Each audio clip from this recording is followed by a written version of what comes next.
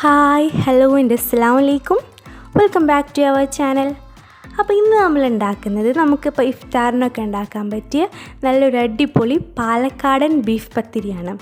ചട്ടിപ്പത്തിരി എന്നൊക്കെ പറയും. നമ്മളിപ്പോൾ സാധാരണ ചട്ടിപ്പത്തിരിയൊക്കെ നമ്മൾ ഉണ്ടാക്കുന്നത് ചിക്കൻ വെച്ചിട്ടാണ്. നമ്മളിതൊരു വെറൈറ്റി ആയിട്ട് നമ്മളത് ബീഫ് വെച്ചിട്ടാണ് ഉണ്ടാക്കുന്നത്.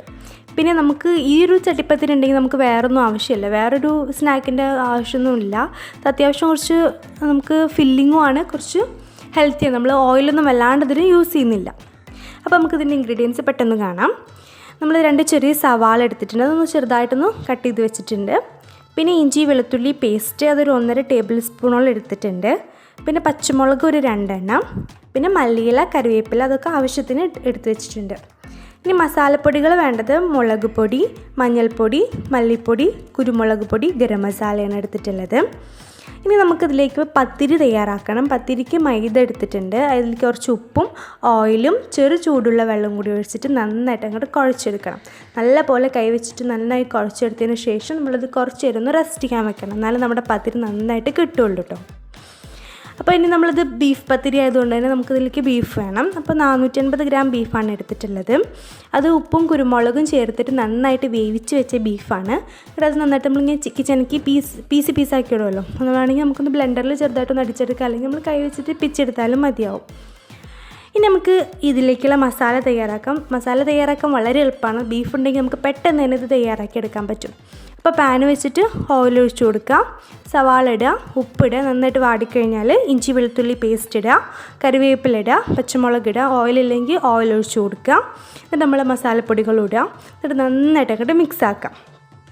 എന്നിട്ട് നന്നായിട്ട് അതിൻ്റെ പച്ചമുളകൊക്കെ ഒന്ന് മാറിക്കഴിഞ്ഞാൽ നമുക്ക് ബീഫ് ആഡ് ചെയ്യുക, ലാസ്റ്റ് മല്ലിയിലയും കൂടി ഇടുക. അപ്പോൾ പെട്ടെന്ന് തന്നെ നമുക്ക് മസാലയുടെ പണി കഴിയും. വളരെ പെട്ടെന്ന് നമുക്ക് ഉണ്ടാക്കാനും പറ്റും. ഇനി ഇതിലേക്കുള്ള പത്തിരി അതിനോട് ചുട്ടെടുക്കേണ്ടത്, അതും എളുപ്പത്തിൽ നമുക്ക് ഉണ്ടാക്കാം. നമ്മൾ കുറച്ച് മാവ്, കുറച്ച് മുകളിൽ എണ്ണ പൊടിയൊക്കെ ഇട്ടിട്ട് നന്നായിട്ട് പത്തിരി പരത്താം.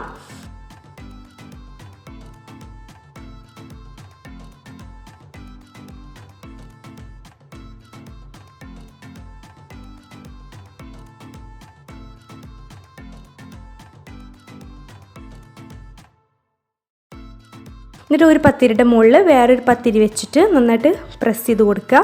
എന്നിട്ട് നമുക്ക് കറക്റ്റ് ഒരു റൗണ്ട് ഷേപ്പ് കിട്ടാൻ വേണ്ടിയിട്ട് ഒരടപ്പ് വെച്ചിട്ട് അതൊന്ന് കട്ട് ചെയ്തെടുക്കുക. അപ്പോൾ നമുക്ക് കറക്റ്റ് റൗണ്ട് ഷേപ്പ് കിട്ടും.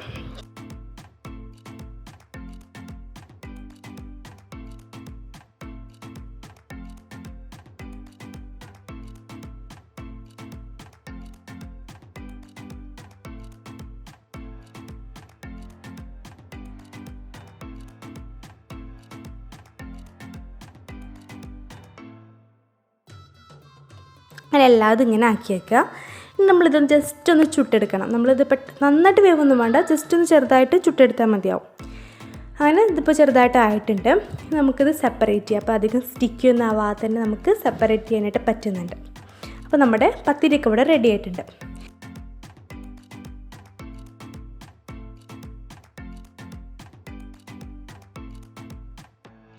നമുക്കിതിലേക്കുള്ളൊരു ഡിപ്പ് തയ്യാറാക്കണം. ഇതൊന്ന് നമ്മൾ ഇതൊരു പത്തിരി ഉണ്ടാക്കുമ്പോൾ ഇതിനുള്ളൊരു ഡിപ്പ് വേണം. അപ്പോൾ നമ്മളിതിലൊരു 3 മുട്ട എടുത്തിട്ടുണ്ട്. അതിലേക്ക് കുറച്ച് കുരുമുളകും പാലും കൂടി ചേർത്തിട്ട് നന്നായിട്ടൊന്ന് ബ്ലെൻഡ് ചെയ്യാം. അപ്പോൾ അതാണ് ഇതിൻ്റെ ഡിപ്പ് കേട്ടോ. ഇനി ഇതെങ്ങനെ ഉണ്ടാക്കാമെന്ന് വെച്ചാൽ, നമ്മൾ അത്യാവശ്യം ഒരു സോസ് പാനോ അങ്ങനെ എന്തെങ്കിലും കിട്ടുകയാണെങ്കിൽ കുറച്ചും കൂടി നല്ലതാണ് കേട്ടോ.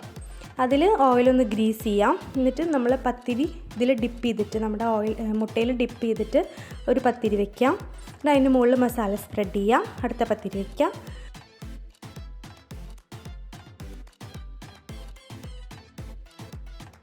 പിന്നെ മസാല സ്പ്രെഡ് ചെയ്യുക. ഈ ഓരോ പത്തിരി വെക്കുമ്പോഴും നമ്മുടെ മുട്ടയിൽ ഡിപ്പ് ചെയ്തിട്ട് വേണം വെക്കാൻ കേട്ടോ.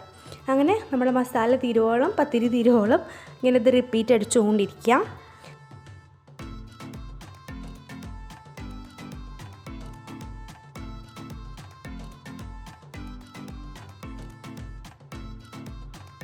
ലാസ്റ്റ് വരുന്ന ഡിപ്പ് ഉണ്ടല്ലോ, അത് നമ്മുടെ മസാലയുടെ മുകളിലൂടെ സൈഡിലൂടെ ഒക്കെ ഇട്ടൊന്ന് ഒഴിച്ചു കൊടുക്കാം.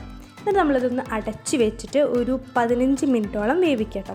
നമ്മളിപ്പോൾ ഇത് കുക്ക് ചെയ്യുമ്പോൾ പെട്ടെന്ന് അടി പിടിക്കാൻ ചാൻസ് ഉണ്ട്, കാരണം മുട്ടയൊക്കെ അല്ലേ. പിന്നെ ഒക്കെ അത്യാവശ്യം നമ്മൾ വെന്ത് വന്നതാണ്. ഇത് ജസ്റ്റ് ഒന്ന് കോട്ടായിട്ടൊന്ന് എല്ലാം കൂടി ഒന്ന് ഒരുമിച്ചാവണം, അത്രേ ഉള്ളൂ. നമ്മുടെ പത്തിരി ചുട്ടിട്ടുണ്ട്, മസാല വെന്തതാണ്. അപ്പോൾ മുട്ടയുടെ ഒരു വേവ് മാത്രമേ ഉള്ളൂ, നമുക്ക് പെട്ടെന്ന് ആവും ചെയ്യും.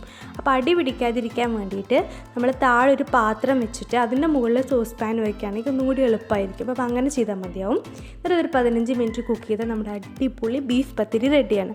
ഇത് വളരെ ടേസ്റ്റിയാണ്. നമുക്ക് ഞാൻ പറഞ്ഞ പോലെ ഇഫ്താറിനും 4 മണി പലഹാരമൊക്കെ ആയിട്ട് പെട്ടെന്ന് ഗസ്റ്റ് വരികയാണെങ്കിൽ നമുക്ക് അവർക്ക് ഉണ്ടാക്കി കൊടുക്കാനൊക്കെ പറ്റിയ നല്ലൊരു റെസിപ്പിയാണ്. നല്ല ടേസ്റ്റാണ്. സാധാരണ നമ്മൾ ചിക്കൻ വെച്ചിട്ടാണല്ലോ ഇത് ചെയ്യാറ്. അപ്പോൾ ബീഫ് വെച്ചിട്ടൊന്ന് ട്രൈ ചെയ്ത് നോക്കാം.